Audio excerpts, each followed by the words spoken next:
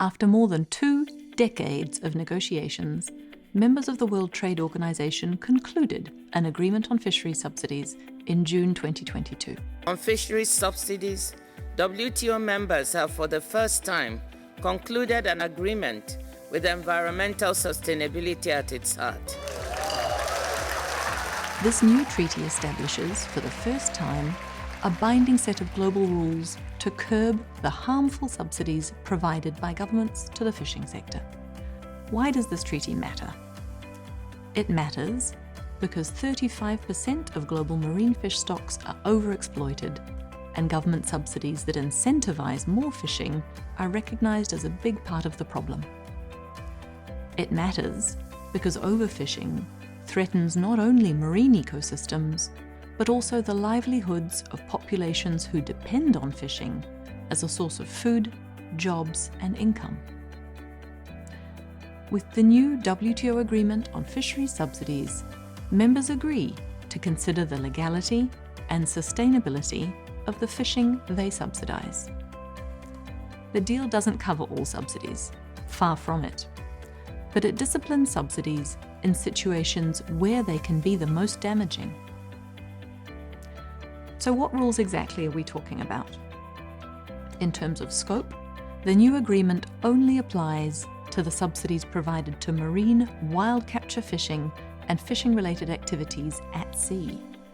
That means that subsidies to aquaculture, inland fisheries, and land-based activities will not be affected. The treaty includes 3 main rules: a prohibition of subsidies to vessels or operators engaged in illegal, unreported, or unregulated IUU fishing, a prohibition of subsidies for the fishing of overfished stocks, and a prohibition of subsidies to fishing activities that occur on the unregulated high seas. In other words, fishing on the high seas outside the control of any regional fisheries management organizations. First, the Fisheries Subsidies Agreement introduces a ban on subsidies to fishing vessels or operators who engage in IUU fishing, or to vessels that support such fishing.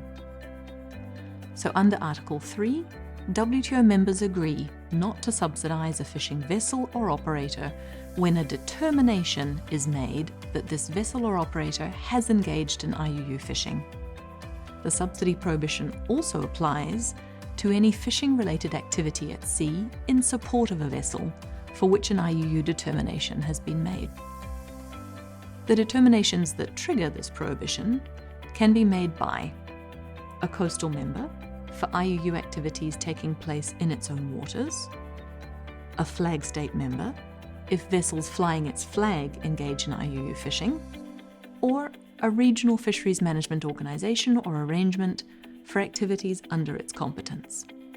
Now, to ensure that unfair IUU determinations don't activate the rule, the agreement specifies that determinations made by coastal states and RFMOs must be based on relevant factual information and follow a few key procedural steps. So a fair determination will trigger the subsidy prohibition and will do so automatically. But it's up to the subsidizing member to decide, based on the seriousness or the repetition of an infraction, how long subsidies are prohibited for, although there's a minimum period specified in the treaty. The last important detail under this rule is that developing country members benefit from special and differential treatment in the form of a so-called grace period. This means the subsidies they provide to fishing subject to IUU determinations in their national waters can't be challenged by other members for a period of 2 years from the entry into force of the agreement.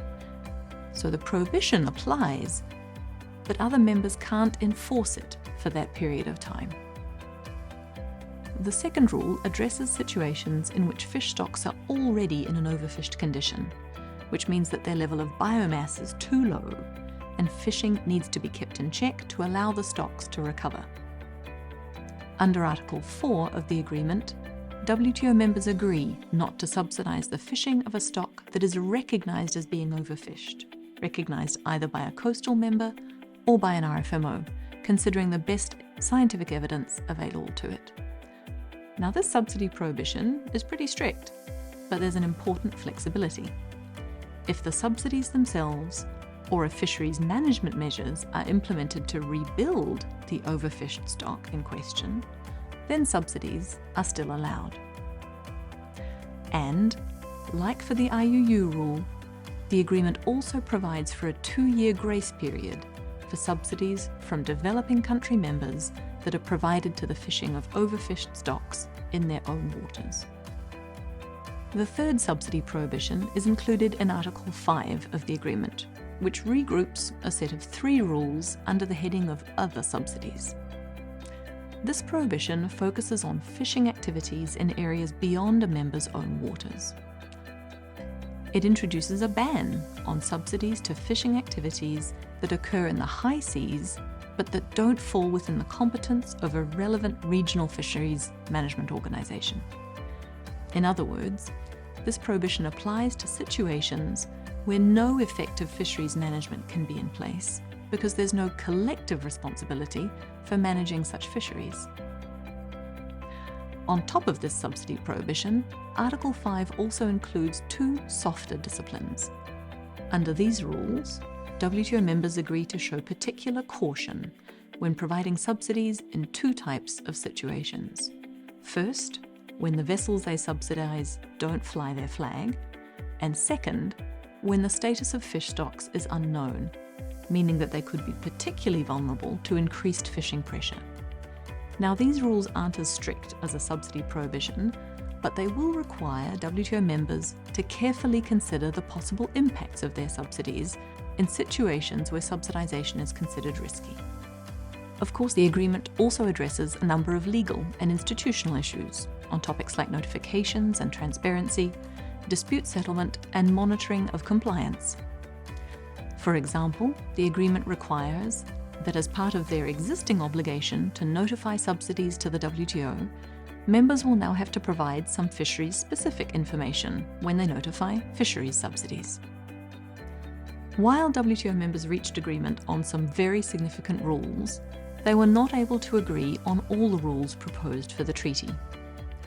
Also on the table in June was a more general prohibition of subsidies that contribute to overcapacity and overfishing, including a list of prohibited types of subsidies with exceptions.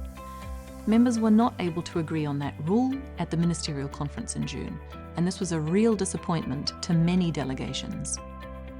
The compromise that allowed the treaty to go forward was that members committed to keep negotiating and to agree on more comprehensive disciplines by the next ministerial conference. To give additional weight to this commitment, an innovative clause was included at the end of the agreement in Article 12.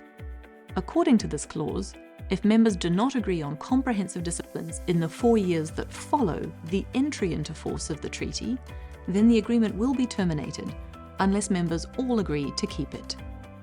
The treaty itself will enter into force when 2/3 of WTO members, that's 109 of them, have formally accepted it. Governments have also started preparing to implement the new obligations, setting up new domestic processes, for example, to be sure they know when determinations of IUU fishing are made and to link that information to the subsidies they give out. To help in this task, IISD has developed a self-assessment tool which can be used by public officials to assess their government's readiness to implement the new rules and to identify where they might need assistance to do so. This tool is easy to find on our website. The WTO Agreement on Fisheries Subsidies is an important step forward, but a lot of work lies ahead to add to the rules and to implement those we have so that subsidy policy supports efforts to keep fisheries legal and sustainable. Together, WTO members have an opportunity to ensure this key instrument delivers on its promise, that of a more sustainable ocean, for the benefit of all of us.